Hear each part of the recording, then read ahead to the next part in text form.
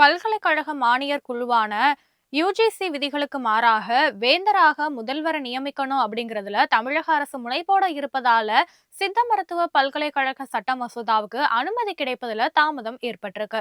தமிழகத்துல உள்ள இந்திய மருத்துவம் மற்றும் ஹோமியோபதி மருத்துவமனைகள் பயிற்சி மையங்களை ஒருங்கிணைந்து சித்த மருத்துவ பல்கலைக்கழகம் உருவாக்கும் மசோதா 2022 சட்டசபையில நிறைவேற்றப்பட்டது. இந்த மசோதால பல்கலைக்கழக வேந்தராக ஆளுநருக்கு பதிலாக முதல்வர் செயல்படுவார்னோ, மேலும் துணைவேந்தர் உள்ளிட்ட அதிகாரிகளுடைய நியமனங்களுக்கு முதல்வர் தான் ஒப்புதல் அளிக்கணும்னு சொல்லப்பட்டிருக்கு.